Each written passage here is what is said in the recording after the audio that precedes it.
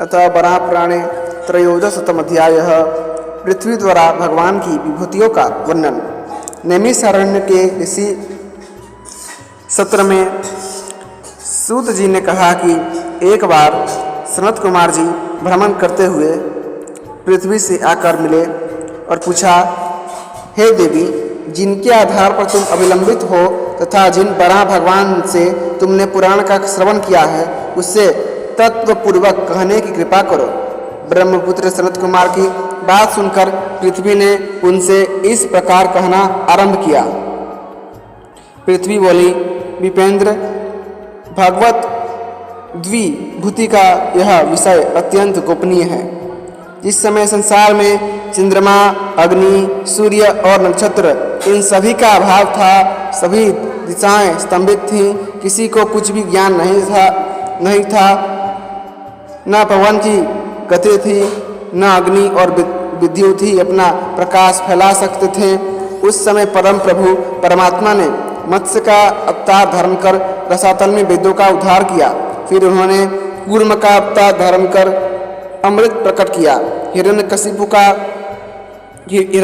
वर पाकर दृप्त करबिला को हो गया था।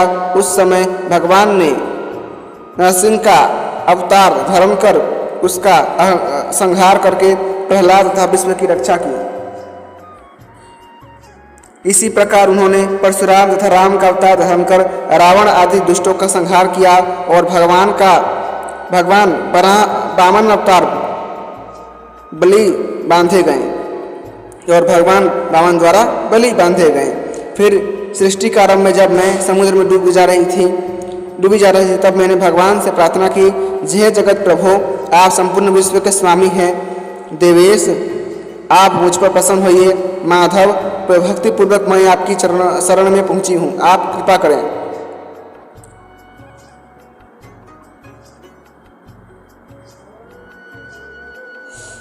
माधव, कृपा करें।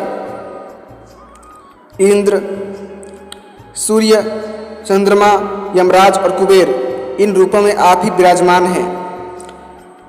इंद्र, वरुण, अग्नि, पवन, क्षर, अक्षर, दिशा और विदिशा आप ही हैं। हजारों युगांतरों के समाप्त हो जाने पर भी आप सदा एक रस स्थित रहते हैं। पृथ्वी, जल, तेज, वायु और आकाश, ये पांच महाभूत तथा शब्द, स्पर्श, रूप, रस और गंध, ये पांच विषय आपके ही रूप हैं। ग्रहों सहित संपूर्ण नक्षत्र तथा कला, काष्ठा और मुहूर्त आपके ही परिणाम हैं।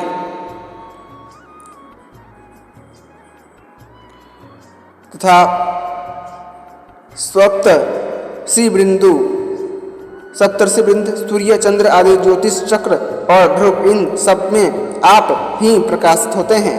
मास, पक्ष, दिन, रात, ऋतु और वर्ष, ये सब भी आप ही हैं। नदियाँ, समुद्र, पर्वत तथा सर्पादि जीवों के रूप में परम प्रसिद्ध आप ही सतावन हैं। मेरु, मंदराचल, विंध्य, मलय, दर्दूर, हिमालय, निषद आदि पर्वत और प्रधान आयुध सुदर्शन चक्र, ये सब आपके ही रूप हैं। आप धनुषों में शिव जी के धनुष पिनाक हैं। योगों में उत्तम सांख्य योग हैं। लोकों के लिए आप परम परायण भगवान श्री नारायण हैं। यज्ञों में आप महायज्ञ हैं और यज्ञ स्तंभों में आप स्थिर रहने की शक्ति हैं। वेदों में आपको साम वेद कहा जाता है। आप महाव्रतधारी पुरुष के अवयव वेद और वेदांग हैं। गरजना बरसना आपके द्वारा ही होता है। आप ब्रह्मा हैं। हे विष्णु, आपके द्वारा अमृत का सृजन होता है, जिसके प्रभाव से जनता जीवन धारण कर रही है। श्रद्धा, भक्ति, प्रीति, पुराण और पुरुष भी आप ही हैं। ध्येय और अध्येय, सारा जगत जो कुछ इस समय वर्तमान है वह आप ही हैं। सातों लोकों के स्वामी भी आपको ही कहा जाता है।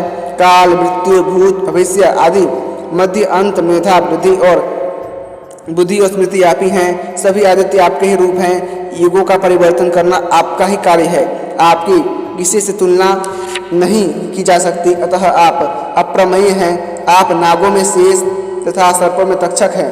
उद्वह, प्रवह, वरुण और बारुण रूप से भी आप ही विराजते हैं। आप ही इस विश्वलीला के मुख्य सूत्रधार हैं। सभी ग्रहों में गृह देवता आप ही हैं। सबके भीतर विराजमान सबकी अंतरात्मा और मन आप ही हैं। विद्युत और वैद्युत एवं महाद्युति ये आपके ही अंग हैं।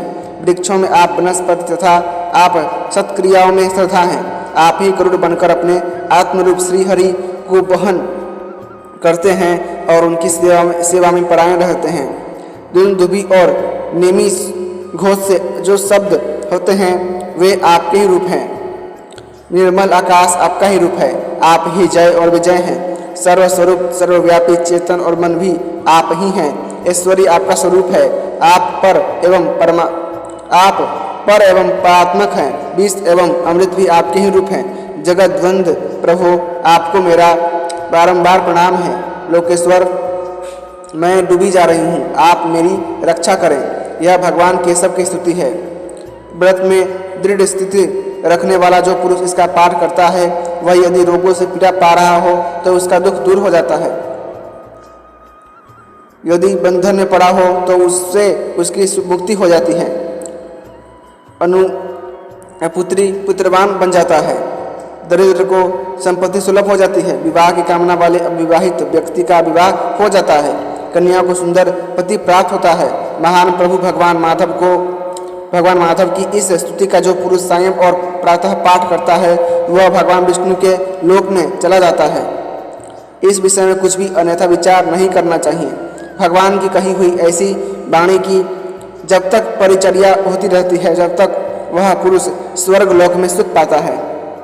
अतः वराह पुराणे त्रयोदशतम अध्याय है संपूर्णम। इसी के साथ वराह पुराण का 113वां अध्याय समाप्त हुआ।